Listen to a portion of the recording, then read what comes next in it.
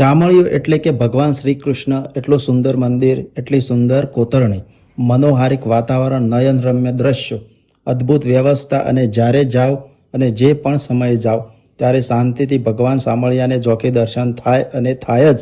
આવું મંદિર એટલે શામળાજી. નમસ્કાર મિત્રો, અત્યારે હું આવી ગયો છું શામળાજી મંદિરની મુલાકાતે. તો મિત્રો, શામળાજી મંદિર અરવલ્લી જિલ્લાના ભિલોડા તાલુકામાં આવેલું છે. ભિલોડાથી 20 કિલોમીટર અને મોડાસાથી 29 કિલોમીટર થાય. રાષ્ટ્રીય ધોરીમાર્ગ 8 ઉપર આવેલું છે. આમ જોવા જઈએ તો મેશ્વો નદીના કિનારા ઉપર આવેલું છે. તો મિત્રો, શામળાજી મંદિરની તમને મુલાકાત કરાવીએ.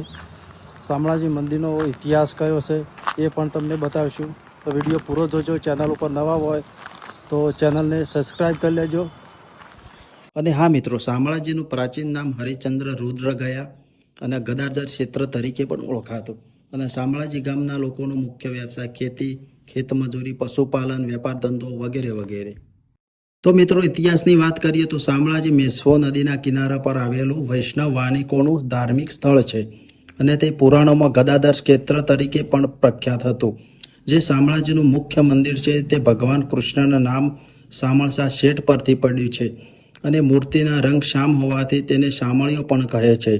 આ મંદિર હિન્દુ સ્થાપત્યનો નમૂનો છે અને આ મંદિર 10 કે 11 સૈકામાં બંધાયેલું હોવાનું મનાય છે.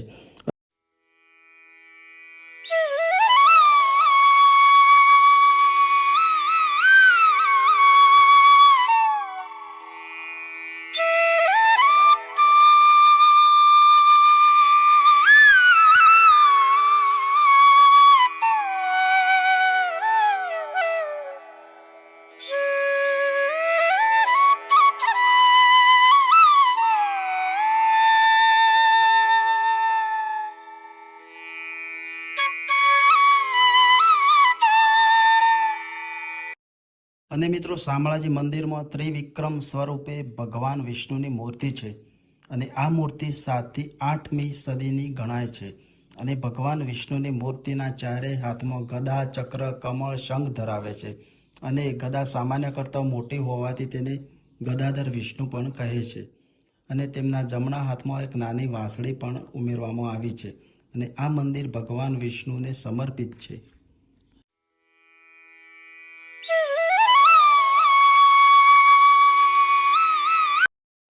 અને મંદિરના તોરણવાળા પ્રવેશદ્વારની સામે જે ગર્ભદ્વાર અને તેના સામે દેવમૂર્તિની રચના કરવામાં આવી છે તે લગભગ 130 સેન્ટીમીટર જેટલી ઊંચી છે. અને આ ચતુર્ભુજ વિષ્ણુ પ્રતિમાની સામે ગરુડ મૂર્તિ આવેલી છે. અને મંદિર મુખ્યત્વે 3 ભાગમાં વહેંચાયેલું છે: સભાખંડ, અંતરાલ અને ગર્ભદ્વાર. અને મંદિરની દિવાલો દેવી દેવતાઓની મૂર્તિઓ, માનવી, પ્રાણી તથા ફૂલવેલની આકૃતિઓના શિલ્પોથી કોતરાયેલી છે. આ શિલ્પ શ્રેણીઓમાં મહાભારત અને રામાયણના પ્રસંગો, ઇન્દ્ર, અગ્નિ, વરુણ, શિવ, ગણેશ ઉપરાંત સરસ્વતી, ઇન્દ્રાણી વગેરેની મૂર્તિઓ જોવા મળે છે.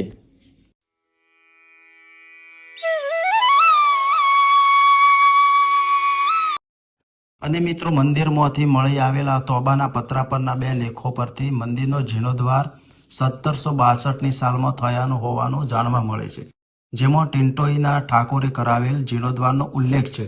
અને આ બંને શિલાલેખોમાં મંદિર દેવનું નામ ગદાધર લખાયેલું છે. વિષ્ણુ, કૃષ્ણ અને શામળાજીનું મિશ્ર નામ.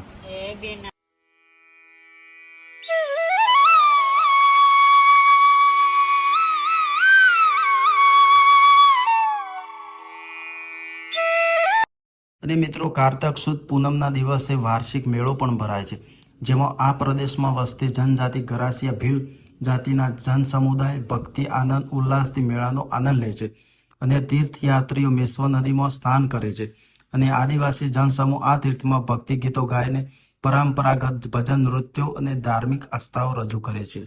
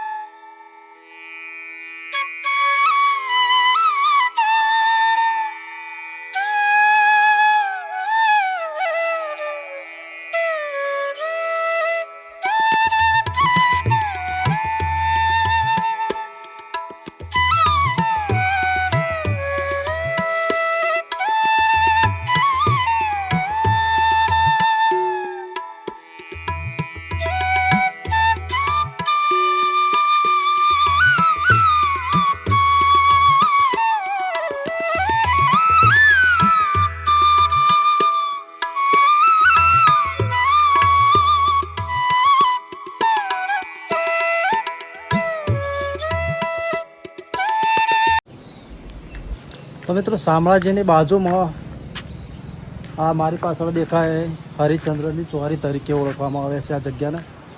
અને આ ચોરીની આગળ તોરણનો ભાગ છે. તો આ તોરણનો ભાગ લગભગ મિત્રો 10મી સદીનો ગણાય છે. અને આ હરિચંદ્રની ચોરી કે જે આ જગ્યા ઉપર અયોધ્યાના રાજા હરિચંદ્ર અને તારામતીના લગ્ન આ ચોરીમાં થયા હતા મિત્રો. આ એ જગ્યા માનવામાં આવે છે. તમે જોઈ શકો છો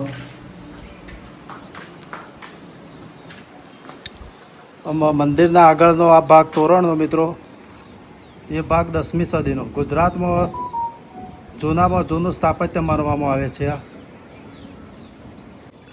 તો મિત્રો આ સાથે આપણે શામળાજીનો વ્લોગ આટલા પૂરો કરીએ છીએ મિત્રો.